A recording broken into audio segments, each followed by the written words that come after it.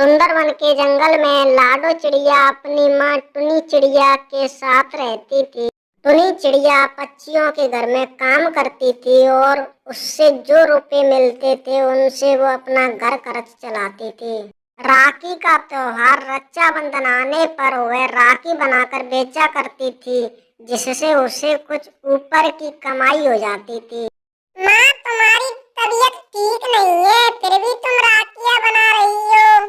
क्या करूं बेटा, रक्षाबंधन नजदीक है, मैं बीमार पड़ गई, समझ में नहीं आ रहा मैं क्या करूं।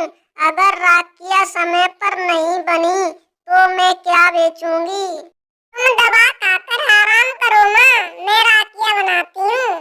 तू क्या करेगी बेटा, तेरे ऊपर तो मैं बोझ बन गई, ऊपर से तेरी परीक्षा भी नजदीक है, तू ठीक से पढ़ भी नहीं पाती।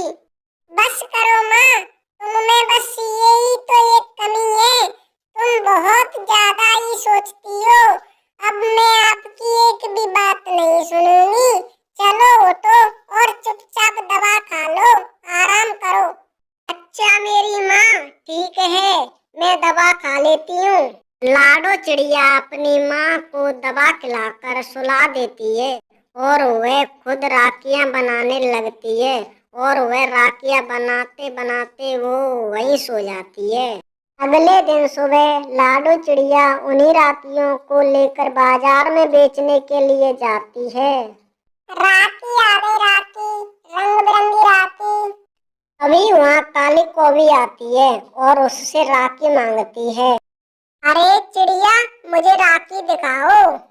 अरे कौवी बहन, ये राखी लो, तुम्हारे भाई की कलाई पर बहुत अच्छी लगेगी। अरे चिड़िया, मुझे वो वाली राखी दिखाओ, बहुत सुंदर लग रही है, ऐसी राखियाँ तो मैंने बड़ी बड़ी दुकानों में भी नहीं देखी। कौवी बहन, ये सभी राखियाँ मैंने अपने हाथों से ही बनाई है, आपको अच्छी लगे जो ले लो, सभी राखियाँ अच्छी हैं। फिर काली कौवी वहाँ से राखी लेकर चली जाती है और लाडो चिड़िया ऐसे ही धीरे धीरे सभी राखियाँ बेचकर अपने घर चली जाती है। ये देखो माँ, मेरी सारी राखियाँ बिक गई हैं और इतने सारे रुपए मिले हैं। अब तुम्हें चिंता करने की कोई जरूरत नहीं है, तुम्हारी बेटी इस बार की राखियों में तुम्हारा नुकसान नहीं होने देगी। अच्छा अच्छा लाडो बेटी, तू अब बातें बनाना बंद कर और जाकर कुछ खा ले। फिर लाडो चिड़िया भोजन करके फिर से राखियाँ बनाने में लग जाती है और अगले दिन वो जब फिर से राखियाँ बेचने जाती है तो वह देखती है पास में ही एक दुकान पर पक्षियों की भीड़ लगी हुई थी और दुकान का मालिक एक पक्षी को डांट रहा था। मैंने राखियों का ऑर्डर दिया था और तुम कहती हो कि राखियां तैयार नहीं हैं, 4 दिन बाद रक्षाबंधन है।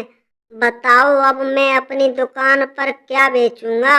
देख रही हो मेरी दुकान का बोर्ड, राखी भंडार, और मेरी दुकान पर राखी ही नहीं, यह देखकर सब लोग मेरा मजाक उड़ाएंगे और इन सब की जिम्मेदार तुम हो। तुम पर केस कर दूंगा, जेल जाओगी जब पता चलेगा तुम्हें। अरे अरे, मैं तुम्हें कब से देख रही हूँ, तुम इन्हें बोलने का मौका ही नहीं दे रहे हो। इनकी कोई मजबूरी हो सकती है, अभी तो इन्होंने आपका ऑर्डर पूरा नहीं किया। ये लीजिए मेरी बनाई हुई राखियाँ, आपका ऑर्डर मैं पूरा करूँगी। बहन, इनकी तरफ से आपसे माफी मैं मांगती हूँ। इस तरह लाडो चिड़िया को राखी बनाने का एक बड़ा ऑर्डर मिल जाता है और वह अपने ऑर्डर को 2 दिन में ही पूरा कर देती है। ये लीजिए, मैंने आपका ऑर्डर पूरा कर दिया। ये लो तुम्हारी राखियों के रुपए। अगर तुम्हारी बनाई हुई राखियों को पक्षियों ने पसंद किया तो अगले साल का ऑर्डर मैं तुम्हें ही दूंगा। लाडो चिड़िया, तुम बुरा ना मानो तो मैं तुमसे एक बात कहना चाहता हूँ। ऐसी कौन सी बात है जिसे आप कहोगे तो मैं बुरा मान जाऊंगी? पहले आप बोलिए तो सही। लाडो तुम दिल की बहुत अच्छी हो।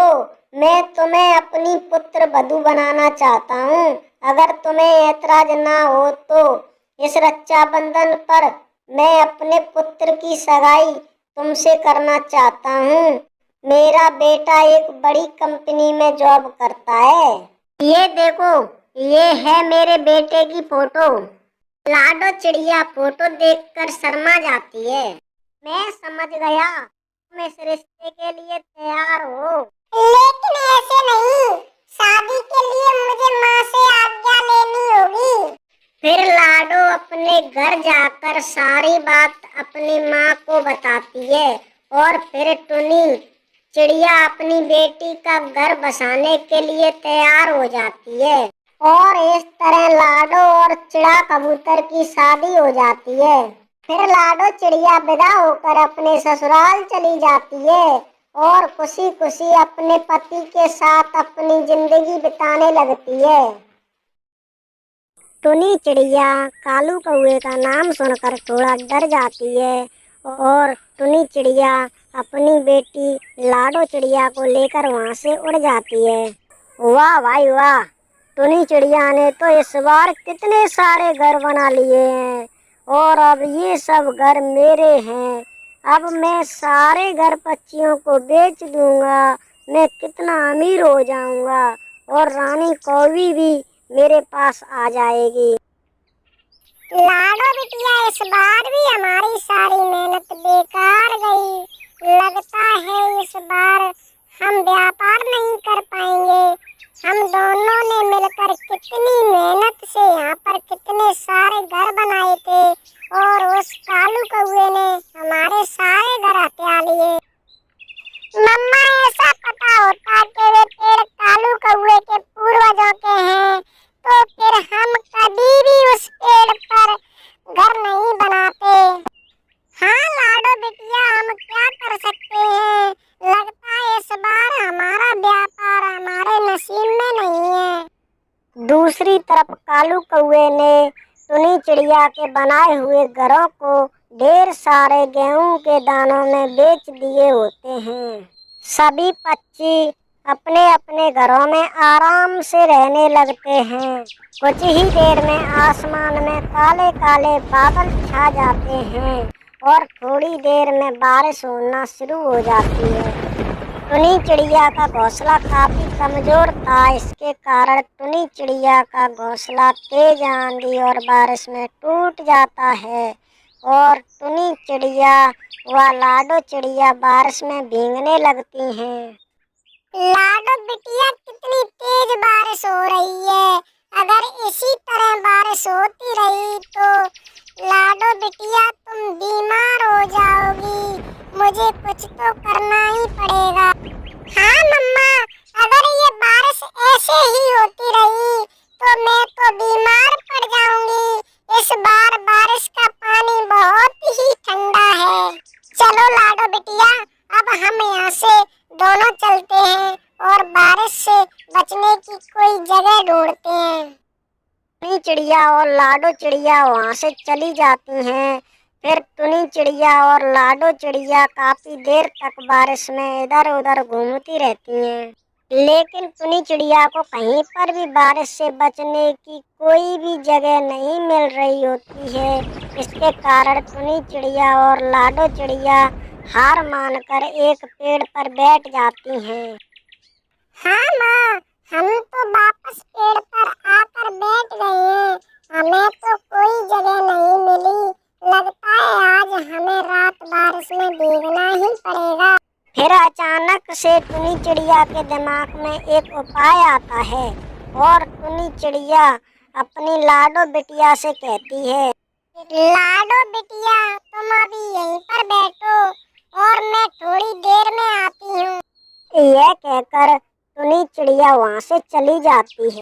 टुनी चिड़िया केलों के पेड़ के पास आ जाती है और टुनी चिड़िया उस पेड़ से 4 बड़े बड़े पत्ते तोड़ लेती है और टुनी चिड़िया 4 बड़े बड़े केले के पत्ते लेकर वहां से चली जाती।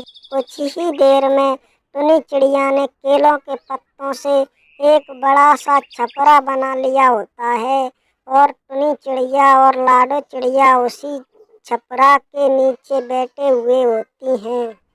लाडो बिटिया, आज रात तो हम इसी छपरे के नीचे बैठकर गुजार लेंगे।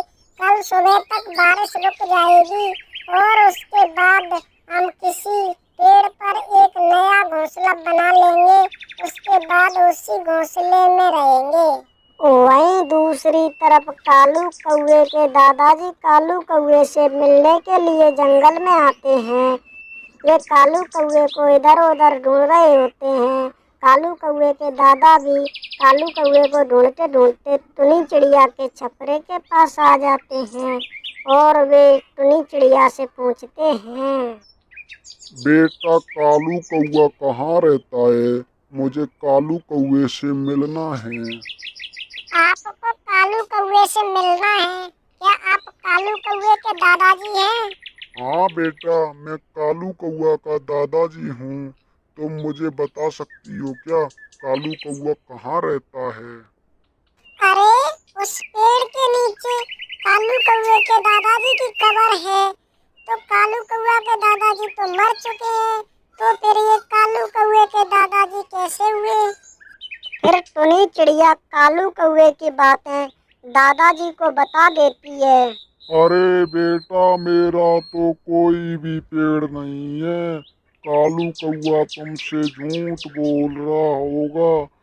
कालू कौआ तो बचपन से ही झूठ बोलता है। उस कालू कौवे ने लालच के कारण मुझे भी मार दिया। मैं अभी जाता हूँ कालू कौवे के पास और मैं उसे जाकर अभी सबक सिखाता हूँ। फिर कालू कौवे के दादाजी टुनी चिड़िया और लाडो चिड़िया तीनों कालू कौवे के पास चले जाते।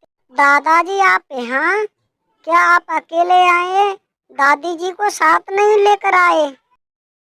अरे कालू कौवे, तुम तो कह रहे थे कि हमारे दादाजी मर चुके हैं और उनकी कब्र इस पेड़ के नीचे है।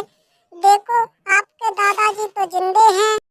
चल कालू, तूने जितने भी टुनी चिड़िया के घर बेचे हैं, उन पक्षियों ने तुझे जितने भी गेहूं के दाने दिए हैं, उन सभी को वापस कर दे इस टुनी चिड़िया को। कालू कौआ डर के मारे टुनी चिड़िया को सारे गेहूं के दाने दे देता है। टुनी चिड़िया, मुझे माफ कर दो, मैंने तुम्हारे साथ बहुत गलत किया है। मुझे अपने किए पर पछतावा है। फिर कालू कौवे के दादाजी कालू कौवे को घर से बाहर निकाल देते हैं और कालू कौवे के दादाजी टुनी चिड़िया के यहाँ पर एक रात रुकते हैं। फिर कालू कौआ इस साल भी बारिश में भीगने लगता है। इस कहानी से हमें यह शिक्षा मिलती है कि मेहनत करने वालों की कभी हार नहीं होती। उनकी मेहनत का परिणाम एक दिन जरूर मिलता है। प्यारे दोस्तों, हमारी ये वीडियो कैसी लगी कमेंट बॉक्स में जरूर बताएं। हमें आपकी कमेंट का बेसब्री से इंतजार रहेगा और हमारे चैनल को सब्सक्राइब जरूर कर लें।